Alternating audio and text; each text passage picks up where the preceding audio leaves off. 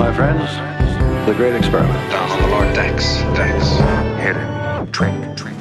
Would you look at that? The greatest trick. And you people, you're all astronauts on some kind of Star Trek. The greatest trick. Welcome to Greatest Trek. It's a new Star Trek podcast from the makers of The Greatest Generation. I'm Ben Harrison. I'm Adam Pranica. You changed shirts. That's great. Yeah. Thoughtful. I try my best to change shirts, even when we're recording multiple episodes a day. It's sweaty work, you know? Yelling at your friend about Star Trek. I wish it were for that reasons. I'm actually thinking of the viewers who watch the clips of this show, the viewers watching live around the world as we put this thing together. I changed hats. That's got to count for something. Yeah, I'm glad you did. Not going to get any heat about that unnecessarily. Oh, man. Big day for us. This is our third of 4 records. Is it? Yeah. I thought we have 1 tonight and 2 more tomorrow. Oh, I guess we did Wholesome this morning. So yeah, this is a 4 record day. Wholesome so easy, though. Barely even registers. How quickly I just forget entirely about that show. Yeah. Fun times. Yeah, we rarely do 4 in a day. It's an effortful thing to project an entertaining vibe on command. To be publicly funny in the way that that Jerry Seinfeld puts it, you know? To turn it on. To be funny in public is a different thing from just being funny. And yet, I was just thinking about it in between records. I love that entertainer is a way I can describe myself. It's a high honor. Yeah, you made it. So anyways, the Open Pike Night guys are going to get a very punchy Ben and Adam later today. They know what they've invited to their show. They know what they've let in. I hope I'm not spoiling that we're going to be going on that show again. You may have heard it here first or not. It remains to be seen whether or not they will go forward with publishing that episode. So Sure. not our problem. What is our problem, Adam, is reviewing episode 2 of season 5 of Lower Decks. And a big problem it is. Should we get into this one? Ben, I'm already feeling like in a 10 episode season, I'm already feeling like it's slipping away this final season. I know. And we're just on episode 2. Why only 10? Why not 13? Why not 26? Let's luxuriate in the second episode of season 5 of Lower Decks, Ben. It's called Shades of Green. You know the greatest danger facing us is an irrational fear of the unknown. This is not a clip show episode. I stepped up to it expecting clip show. Did not receive. That title really scared me. Yeah. Yeah. We get 10 episodes and one of them's a fucking clip show? I love the troll opportunity that presented. I'm glad they didn't take it. You kind of walk-ined your pronunciation of the title, by the way. That was an unintentional walk-in then. Yeah, I had one of those with a telephone pole when I was walking my dog and looking at my phone this morning. An unintentional walk-in. Just that third show out of 4 energy right there. He's doing it! Look at the stamina Benjamin R. Harrison has comedically. I am such a fucking sucker for a midnight raid. I have deeply mixed feelings about the film Zero Dark 30, but I love a Black Hawk helicopter dropping a bunch of guys with rifles into a compound. It's the best. I love the movie Spy Game when they raid that prison at the end. I love the video game levels where this is the mission. The sneak in and get the thing out. It's great. It's so fun, and this is what we get depicted here: a midnight raid in Orion City, and it is Tendi and D'Erika going into a compound. This is blue on green action, or I guess it's green on blue because they're raiding the blues. Their people are at war, and turns out it was a trap the whole time. Yeah, they don't get very far before a Blorian guard finds them, and this guy gets fucking dead. Like, immediately. Like, a giant boulder falls on him.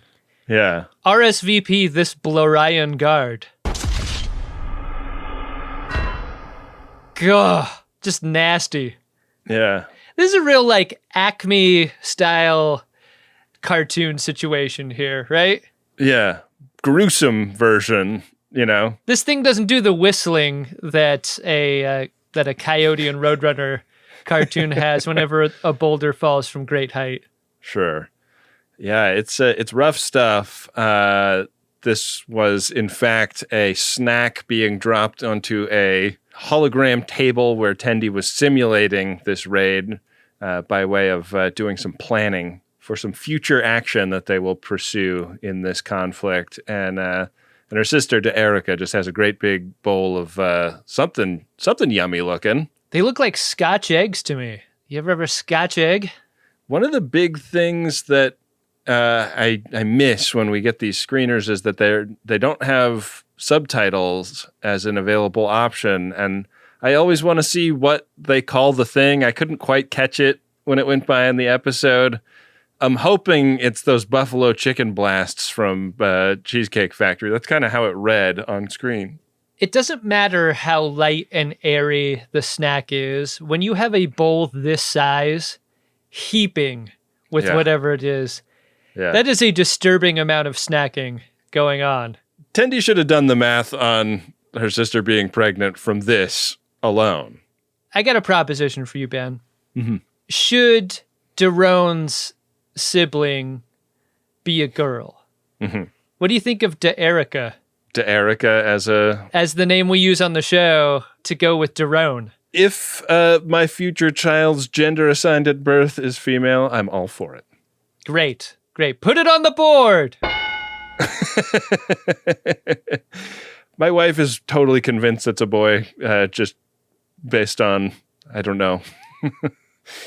But we don't know, so we'll find out soon enough. These are just two sisters horsing around, having a great time, coming up with battle strategies. But it's time to get to sleep. And it's one of those things, like you're an adult but you're home in your parents' house, and your parents treat you like you're 14 or whatever. It's got that real sleepover energy of, why don't you keep it down while you're doing war playset? Yeah. D'Erika complains of a little bit of heartburn.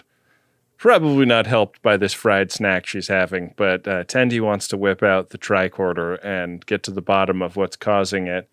And D'Erika will have none of it. Ugh, get away from me with that Starfleet crap. And we cut over to the Cerritos. The rebuffing is suspicious, isn't it? Yeah. Suspicious rebuffing? Mm-hmm. Something's going on there. So many times in Star Trek, we've seen people get tricorded without providing informed consent ahead of time, though. We see it so often. Do you think consent is a thing in that circumstance? It kind of seems like it's not. If you're holding a tricorder, that's presumed consent. I guess so, yeah. I mean, it's like, it must be like taking a picture when you're standing on, a public street. By entering the starship, you consent to being tricordered. like the warning sign we put up whenever we shoot a show. Yeah, but it's like, it's an outside context thing, right? Like, I've filmed in other countries where I, wanted to get some B-roll of a place that we were, and I went out on the street with my camera, and people got mad at me for having a camera out on the street. Like, you don't do that here. Yeah. In a way that, like, in the United States, it's just like totally not a problem to walk around with a camera and take pictures and videos of stuff. Honestly, I don't like it either. I was a video professional too. Get that out of here. I'm avoiding the camera when I see it in public. The fuck? TV news, what happened? Can you tell me exactly what happened? Will you get the camera out of my face? So we cut over to the Cerritos, which is on a planet called Targalis 9. Sorry, I misread my Roman numerals. My notes. That's great. I wish I was better at Roman numerals. I thought it'd be funny to get Roman numerals of 42069 for my vanity license plate. But I think there's one too many symbols for the plate. If I could only explain for how long I called it the Saturn V rocket when I got the model to put together with the super glue and the X-Acto knife and all that. Oh yeah. Young Ben thinking about Mark IV torpedo tubes would have made so much fun of you. Yeah, we were in the same boat there. Targalis 9 has recently done away with capitalism and has joined the Federation, and the work of dismantling capitalism doesn't end quickly. The money needs to be dealt with, as well as the economic and social institutions that make the system possible. That's what this mission is all about, tearing down and replacing all of these things with like the totemic stereotypes of liberal bullshit. Like it is very in your face about like, we're going to make a bunch of NPRs and museums, like right on top of the places where money was exchanged. I like it. This is the future liberals want. Just money, like dollar bills on fire raining down from every building is the vibe, and a party in the streets. Free labor is how they got to make this happen, and Boimler and his away team are the ones tasked with this job. It is occurring to me way too late in the game that the money is one of the shades of green. Sure is, yeah. It's also shaped sort of like the way money probably would have been on Caprica in Battlestar, right? They got the corners trimmed off. Very true. The edges clipped off. Yeah, so Boimler trying to get into that facial hair lifestyle as inspired by Prime Universe bearded Boims from the previous episode. I didn't like this, Ben. I didn't like this at all. It's an awkward early phase, you know? This is exactly how my facial hair grows in. Right here first. It's the worst. Well, I don't need to shave because it don't grow in right here and right here. Yeah, it's not what you want. No one would choose this. You know what? While we're ending capitalism, I think we should have a redistribution of facial hair so that people that want more can have more, you know? To each face their facial hair. According to their facial hair need. Yeah, that's what I was getting at. Yeah. You know the scripture better than I do. There's people putting on Nair for their face, you know? That's a slap in the face to an Adam Pranica. Mariner and Boimler are arguing about these bointers. This is an annoying quip that Boimler fires off at his away team in a very like Office Space kind of way. Just in a way that kind of makes you flinch reflexively in that's gross. No one likes that. I couldn't do the math on what bointer was until Mariner said the word pointer, and then I was like, gotcha. Yeah. It's too strained. He's still got his red iPad that he stole from the other universe, and his ensigns are on like schlep crates full of jewels and gold into shuttlecraft so that all the money can be taken away from this planet, never to harm anyone again. It looks like the other two, one of them is a human and one of them is a cat man. In this argument that Mariner and Boimler have, it is suggested that maybe Boimler could be a little less bointerish and a little more cool, like cool boss energy. And were bointers coming from bearded Boims? Is that what happened? Like he thinks that's so. Cool because he thinks that guy's cool? But they never came from bearded Boimler, did they? Well, but he's like he's got the pad with him, and he's like saying like, "Oh, I came up with all this stuff by reading like the biography of a person." This is like one of the conflicts of this episode is what's going on between Mariner and Boimler. And this is something that Mariner has struggled with her entire life on the show, which is like, do you be your sincere and real self, or do you try to change that for career or personal striving or advancement? This is a moment where Mariner's like, this isn't you, man. Your weird wispy beard and your bointers and shit. Like, why don't you chill out? And Boimler takes this as, oh, I should be like a cool manager then, right? I'm going to give these folks an hour off of work just to prove how cool and chill I am. And so these guys go fuck off. And Tendi goes and fucks in to her sister's office where she finds the laptop upon which D'Erika records personal logs, because I guess everybody does that in Star Trek, even if you're not in Starfleet. And she finds out the horrible, horrible truth. I don't think you do this, but like you don't journal or diary, do you?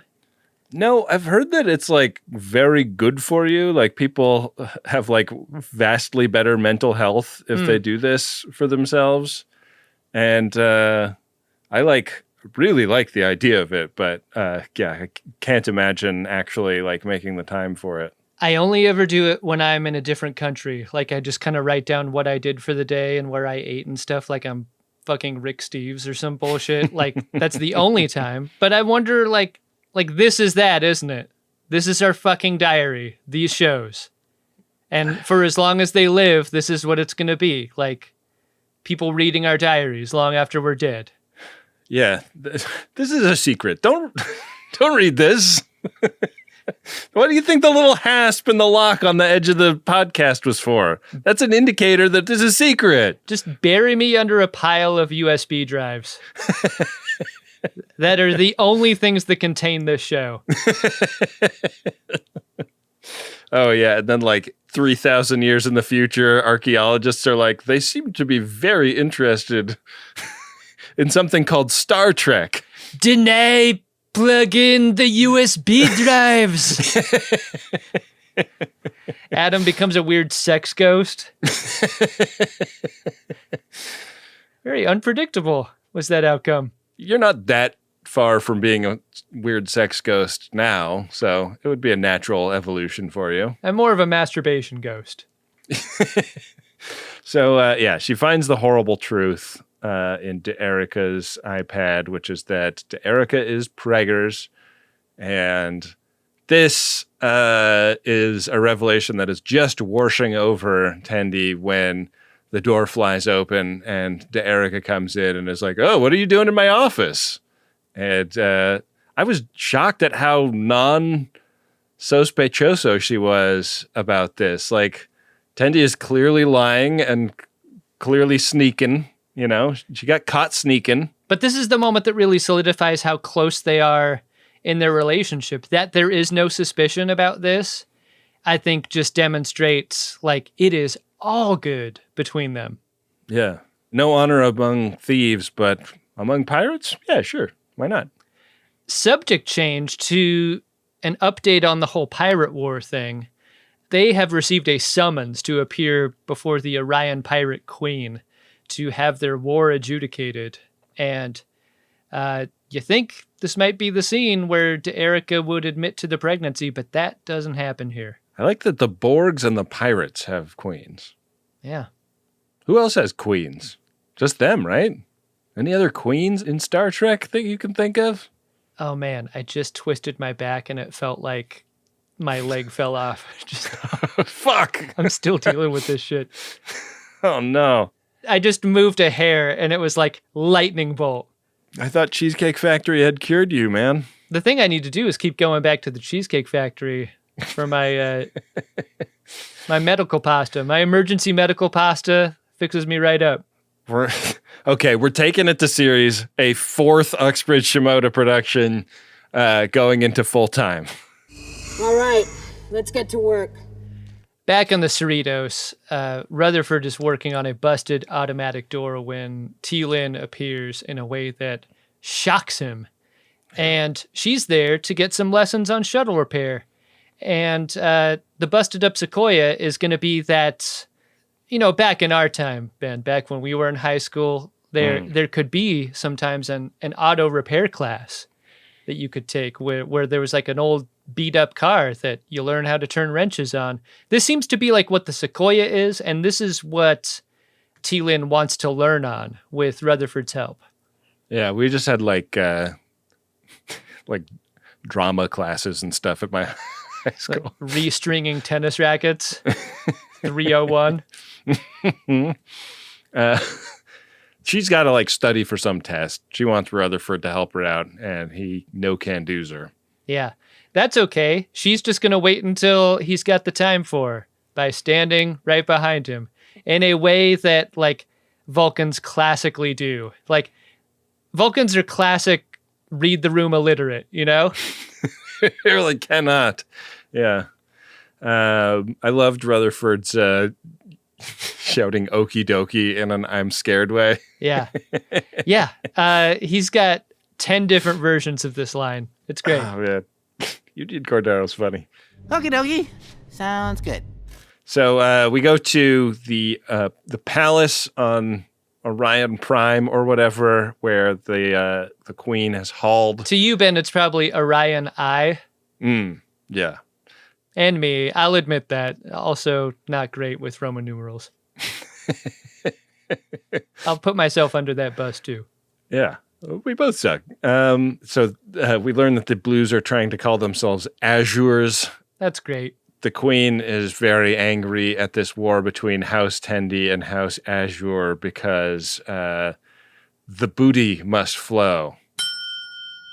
And war is not good for business in the Orion world. So she wants them to squash the beef. And, you know, what could be more piratey to squash the beef than a regatta?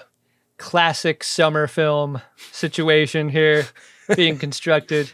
This is what happens when you don't diversify your booty-based economy. You're liable to be subject to this sort of situation. And it'll be a sail ship race to settle the dispute. And sail ships, we learn, are ancient. But D'Erika is confident. She spent a lot of summer camps learning to sail. She's ready for this. She was built for this. She's experienced. And what's at stake? The loser gives their house's entire wealth to the winners. Seems bad. So they walk out of the palace, and Tendi is trying to throw herself on the regatta grenade because while she doesn't want to admit this to her sister, she knows her sister's dark secret. So she is like, her character need is going to be trying to persuade her sister not to take undue physical risks for the rest of the episode. And this is laughed off as absurd by D'Erika, who is the one who actually has sailing experience. Tendi, great character, fun character, a lover, so kind, so caring. Yeah. This is where her character started to grate on me, because what's going on here is so transparent that like even a D'Erika should understand that she knows the secret. She should have put it together.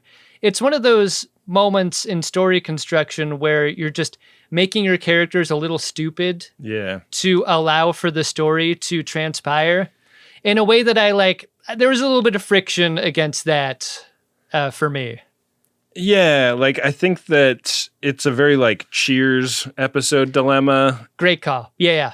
And like Cheers is the funniest. Cheers fucking rules and is super well written and great. But Cheers loves a fucking conflict like that. That would be so easy to just move a chess piece just a little bit and it undoes it. But maybe that just makes it feel a little like old fashioned, which is not like, I'm not trying to drag the episode or anything, but. No, you never would. So back on the on this planet where they're dismantling the shackles of capitalism, Mariner and Boymes have enjoyed themselves at the parties. They've acquired some T-shirts, which I am sure we will see trillions of at STLV this year. Did you love the detail of these T-shirts fitting like free shirts? Like they're just a little too big and boxy. They're the kind that you buy by weight and distribute, before a major sporting event or something. And also that T-shirt that you get when you're wearing something else that you don't want to take off, but you're like trying to be in the spirit of the thing, so you put the T-shirt on over your existing outfit. Just the fitting like a free shirt is such a detail that this show consistently gets right visually. It's great. So they get back to, what should be like what in any other context would be a place where you would lock everything up and guard it. But is just the open shuttlecraft loaded with bricks of gold and jewels and shit.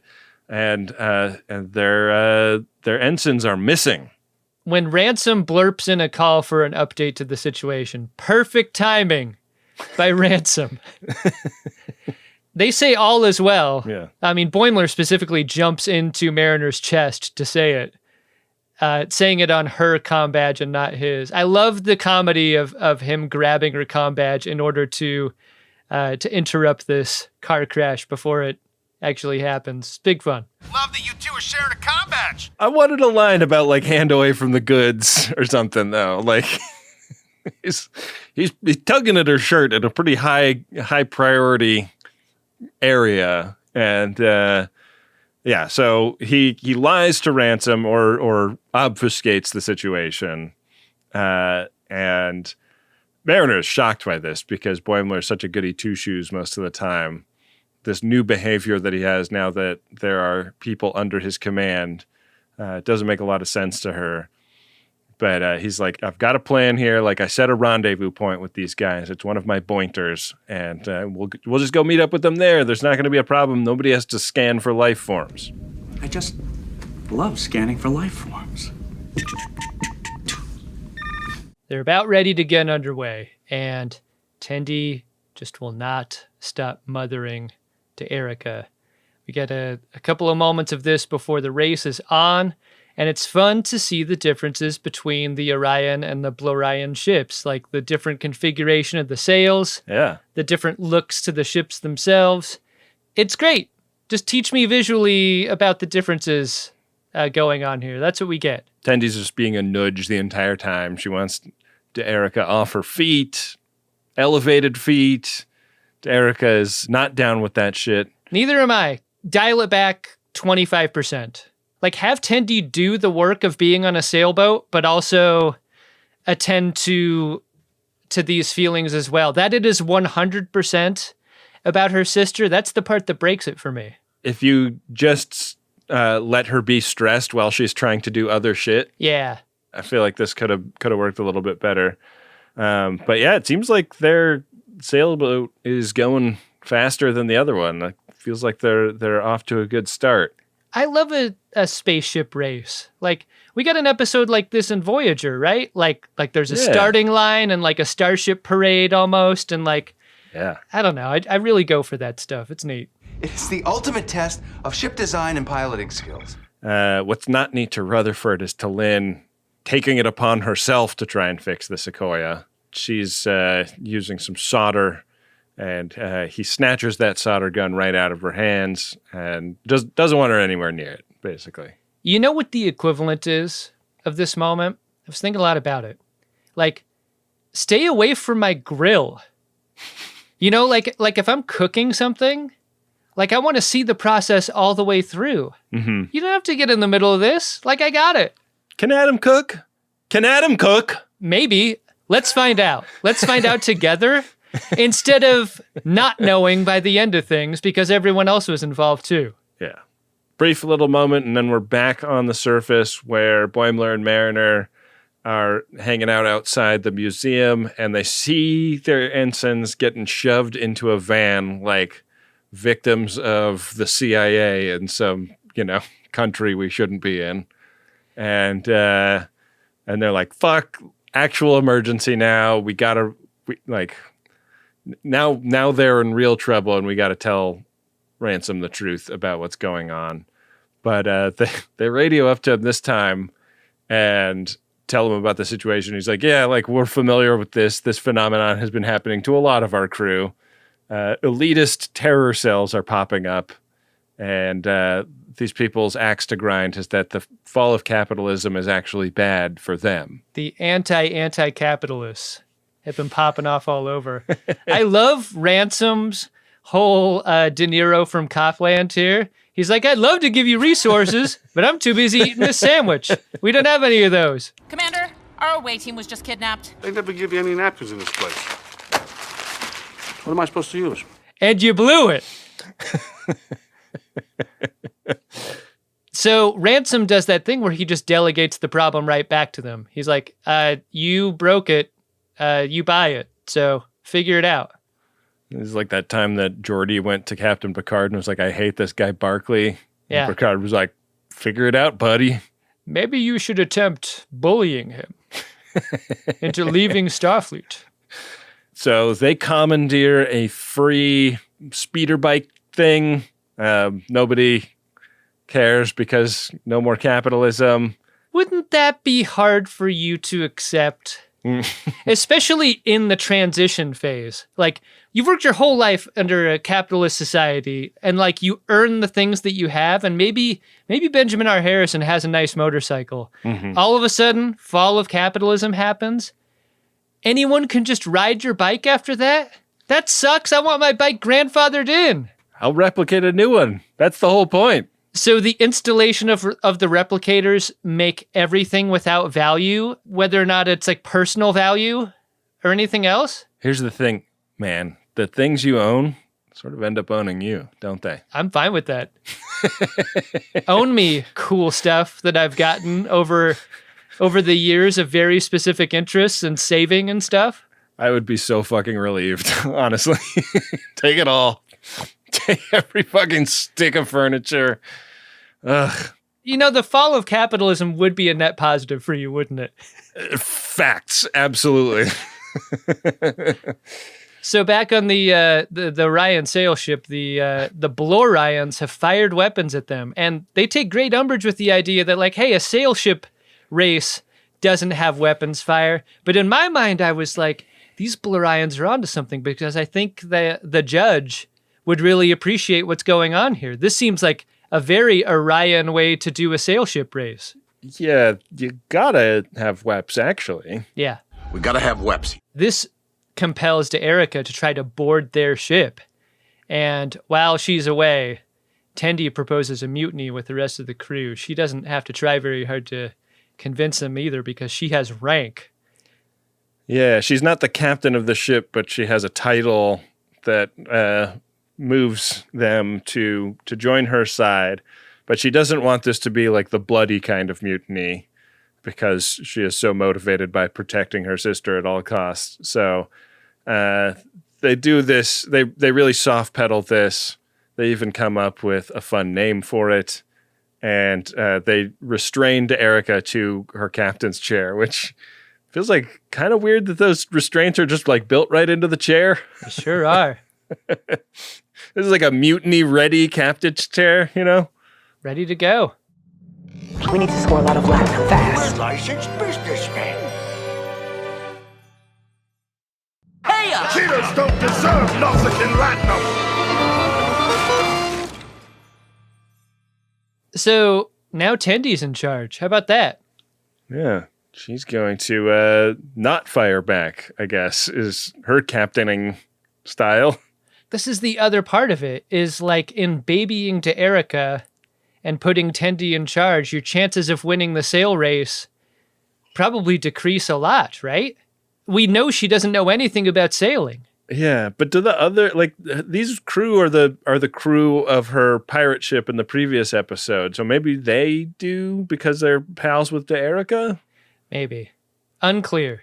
On Targalis 9, Boimler and Mariner have tailed that van that their away team folks have been shoved into, and it's gone to a mansion, and the household robots have been field promoted into guard robots. But what's fun about these things is that they still retain the original programming for their purpose. So, like, you get a gardening robot or a butler robot or a vacuum robot that's strapped.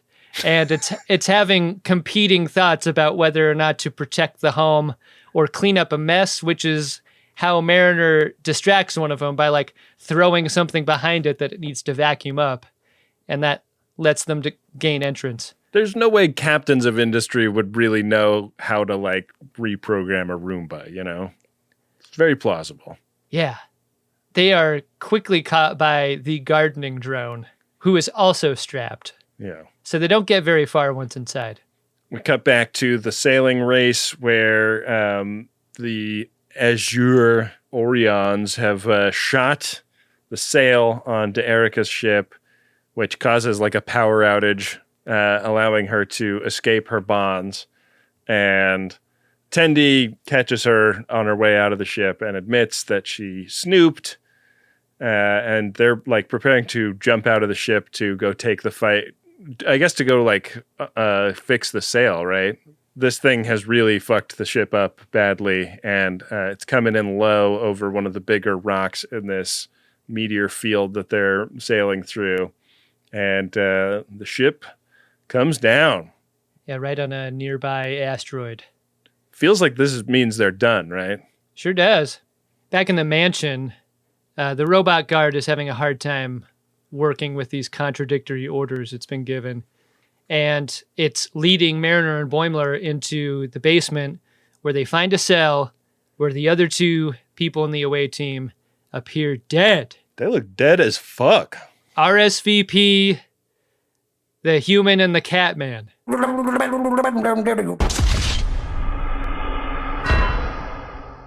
We're only there for a moment before we're back on the crashed ship, and it looks like they're shit out of luck. Like the Orions have the treasure, and they're circling back around to the finish line, and it's here that we learn that the rest of the pirate crew already knew about the pregnancy, and this was a fact kept from Tendi, not because she wasn't trusted. It was because of how their society works. The way I understand it is if Tendi were told about this pregnancy, she would be obligated to train this daughter for 14 years. And so by keeping this a secret from her, she would be permitted to go back to Starfleet the way that she wanted to. And I guess this niece would be raised in secret from her. Did you get that aspect of it? It seemed like what I couldn't understand was if the secret was to be kept in perpetuity or not. And if she were ever to learn about it, would she then be obligated to do the teaching? I don't know, man. Yeah, a little bit convoluted. My note was actually the title will go to the baby and Orion law, blah, blah, blah. Yeah. I could not figure out what the deal was here. But anyways, Tendi is, humbled by the realization that it was not her trying to protect her sister, but D'Erika trying to protect her. And she realizes she has to get them back in the fight. And fortunately, a comet is zipping by, and she's able to fire a grappling hook into the comet to get their ship back up off the surface of this rock. And they're back in the game. They're chasing after the Orions. Yeah, hitching a ride on a comet. Comets go very fast. So fast. Love this little vignette with Rutherford and Billups in the hallway. I don't even think Billups had a line. he's like burned from head to toe because his mom sent him a dragon. And Rutherford wanders into the repair bay that the Sequoia is in and finds that T'Lyn has fixed the Sequoia all the way. This is a disaster.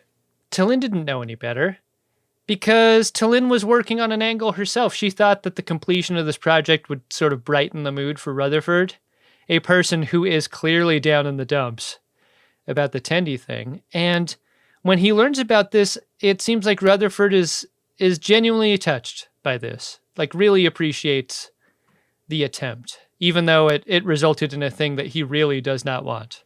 She was just trying to help, and that's charming, even though she did something that was the opposite of what he wanted. Yeah. She was doing it because she's worried about how sad he is. Yeah. Amazing that she even noticed. Maybe she does read the room a little bit. Whoa.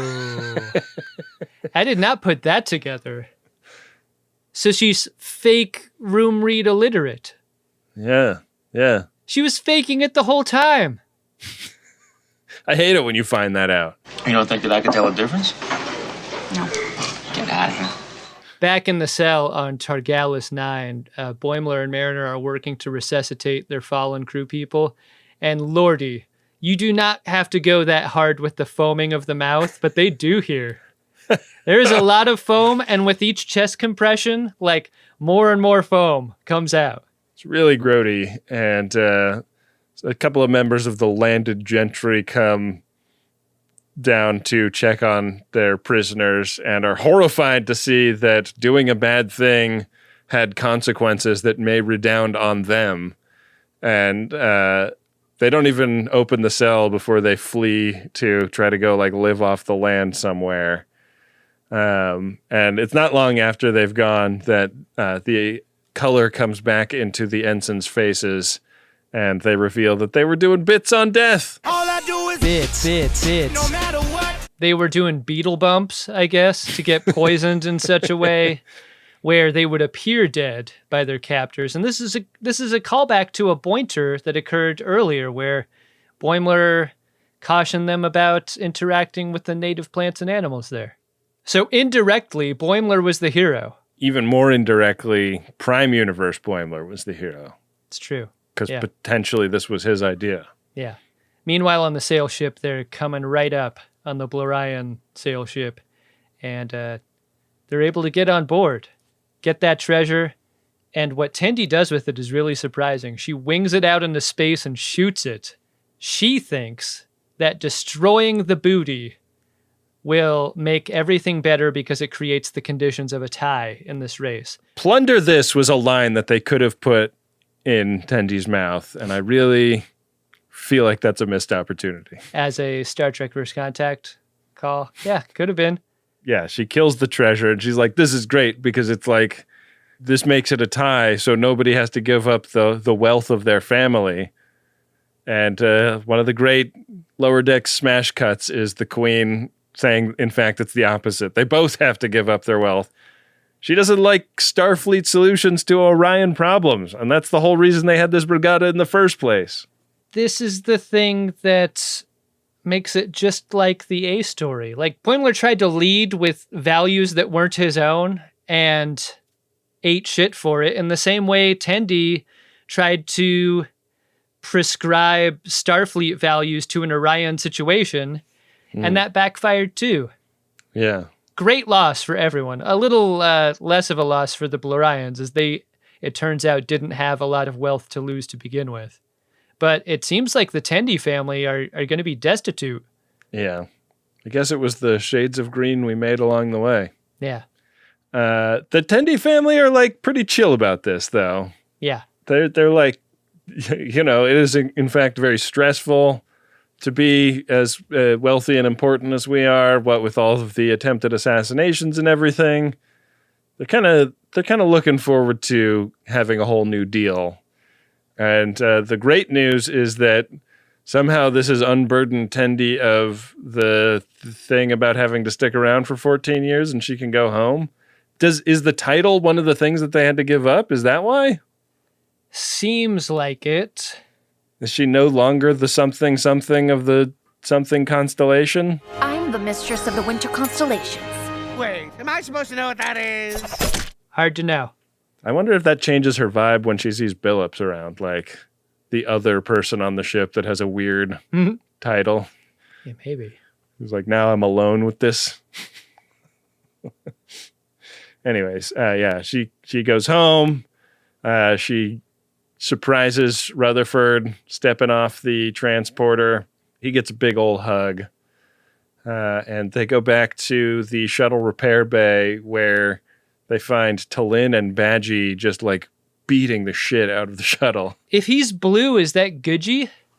Oh yeah, I guess that's Goodgie. Or it's like neutrally? I forget. It seems like Badgie would do a better job at destroying the shuttle if you want it done quickly. Yeah. But Badgie does not what you want, right? Like Badgie does bad. Yeah, but Badgie also destroys. It'd be hard to decide in this situation.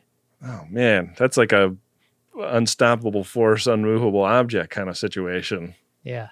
Anyways, yeah, this has been done to give Tendi and Rutherford a cute project to pursue together while they idle their days away in the repair bay. Boimler floats the idea of hitting the bar because they're all exhausted from disposing of all this treasure. Tendi's ears perk up when she hears about this treasure, and we smash cuts to a huge starship that D'Erika has been able to procure for the mission of picking up the entire planetary wealth of the planet that they were visiting, Targalis 9. Fuck! God damn it! Did it again.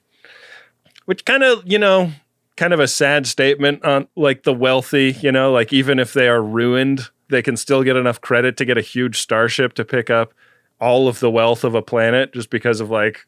Now you probably do that on credit, yeah. Yeah. That's what I'm saying. Like I couldn't get credit to get that starship and get all the planetary wealth. I love the suggestion that waste management is kind of mobbed up somehow, especially when your job in waste management is disposing of literal physical wealth. I like that the blues are now the henches of House Tendi also. Oh, did you think they're henches? I thought they might have been a slave race now. Oh. Dark ending. Yeah, what the fuck, Tendi? Pretty dark. Did you like this episode, Ben? She'll always bring it home.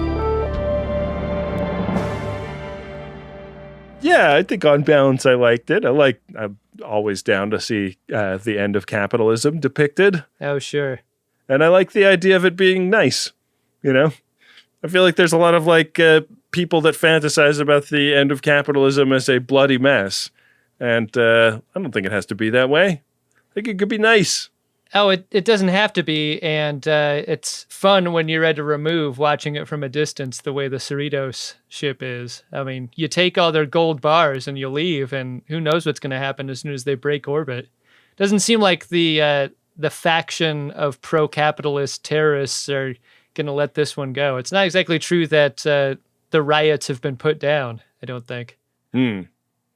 At least those couple ran off to learn to eat mud or whatever. Yeah. So. Yeah. I don't think I could eat mud. So that's why you don't want capitalism to end. Yeah. I want to eat better than mud. No problem admitting that. Yeah, outside of the few Tendi character quibbles that I have, I am ready to have Tendi rejoin the Cerritos crew. I think we've taken the Orion storyline as far as it can go. Not that the Orion storyline was bad by any means. I just like it when the gang's back together. And that is what made this episode good to me, is we did the things to create the conditions to put our lower deckers back in the booth by the end of it. Yeah. And that's something that makes me happy. And I'm going to look forward to the rest of the season with them all being together. Super down. Do you want to see if there's anything in the Priority 1 inbox that will make you happy, Adam? Hey, look at them. They're all together. Priority 1 message from Starfleet coming in on secured channel. This Priority 1 message is from Tom from Seattle, and it's to Adam and Ben, and it goes like this. Hey, Ben and Adam, thanks for reading out my P1 on your review of 2010, the year we make contact. Both of you mentioned that you've heard from me before, but I wanted to confirm that I am a different Tom from Seattle, and I'm pretty sure you've never heard from me before.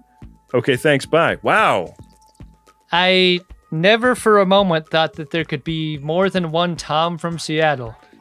I am... Boy, do I feel like a piece of shit. I am fucking humiliated right now. I can't believe we made a mistake on our show. And we're just now finding out about it. This appears to be the beginning of a dialogue between us and Tom from Seattle. I'd like to know more about this Tom from Seattle, and if they'd like to do more Priority 1 messages to tell me about themselves. Mm-hmm.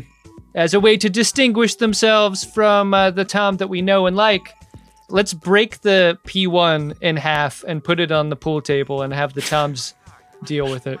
The other Tom, the Prime Universe Tom, maybe you could call him, can write in and let us know what distinguishes this new upstart Tom from him. Yeah. All right, with that being settled, our next Priority 1 message is from Tony, and it's to Ben and Adam. Here's that message.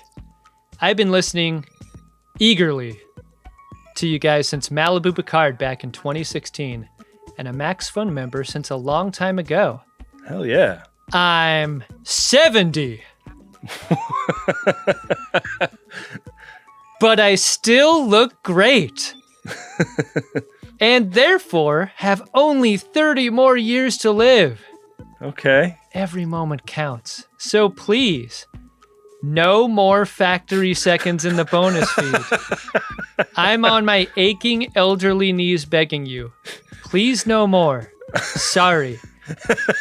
Tony, you say you're 70? How is Cheesecake Factory not your favorite restaurant? Yeah, I'm surprised we haven't seen you there, Tony. Is this Mirror Universe Tony? That for some reason does not appreciate the Cheesecake Factory and the podcast about its menu items?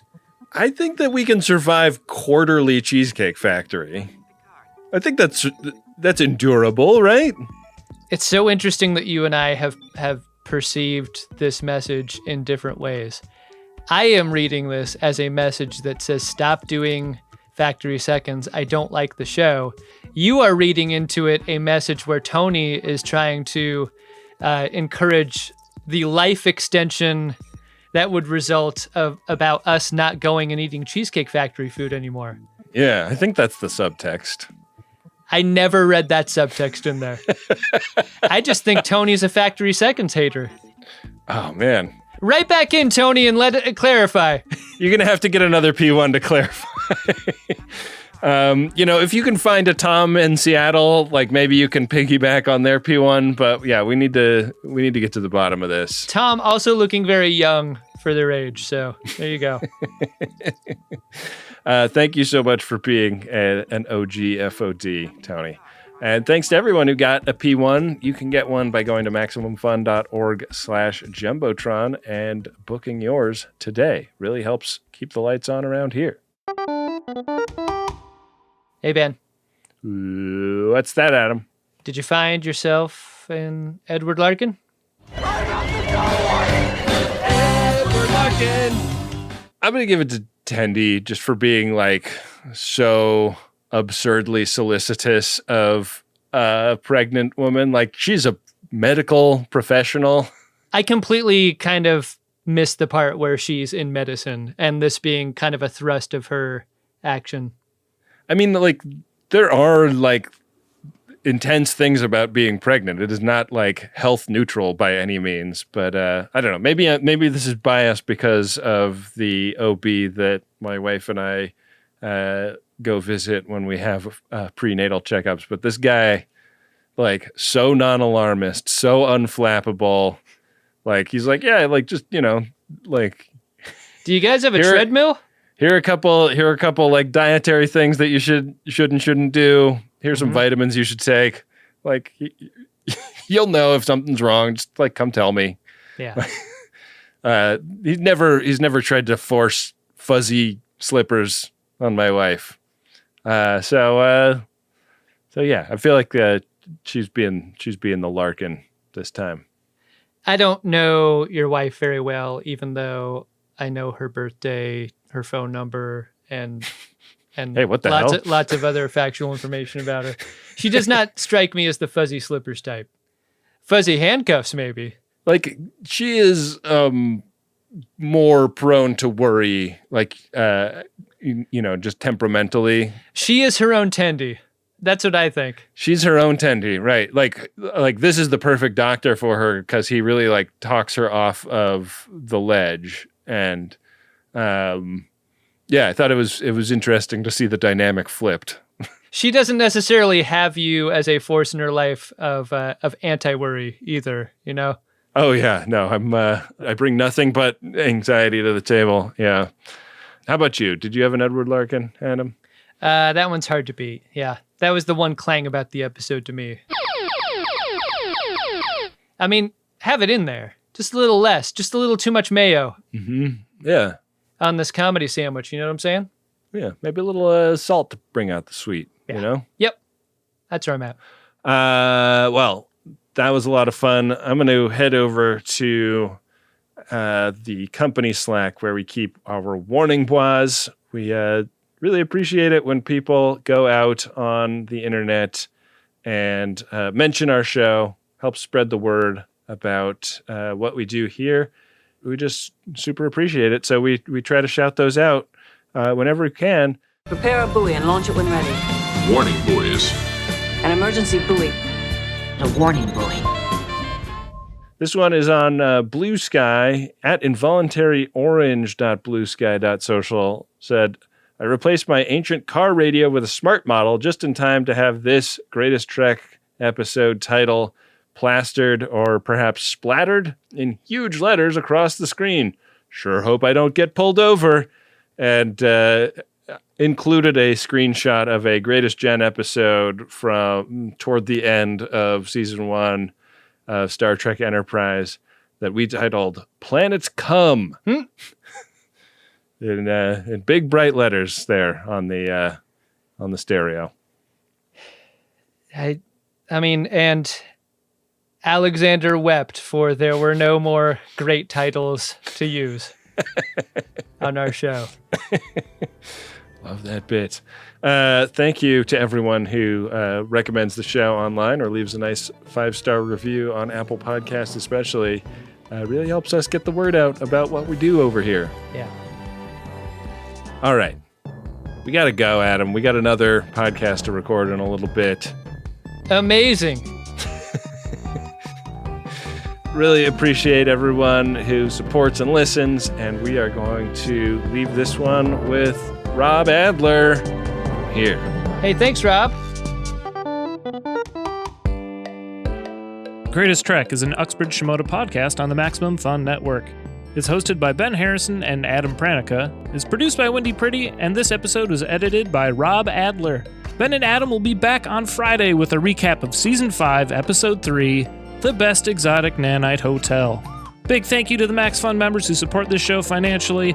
We really appreciate everyone who does that at MaximumFun.org/join. You can set it up in just a few minutes, and you'll get instant access to all the network's bonus content when you do. Sorry, Tony, that includes Factory Seconds. Thank you to Nick Ditmore, who created the show art, and Adam Ragusia, who composed the theme music. As always, a big thanks to the car daddy, Bill Tilley, who I run the @GreatestTrek social media pages with. Follow those accounts and use #GreatestTrek when you post about the show online. Don't forget to find us on YouTube @GreatestTrek as well. We have a lot of fun videos, including the Code 47 videos over there. You can also get subscribed to the Greatest newsletter and find yourself some funny merch at podshop.biz. We'll see you later this week on Greatest Trek.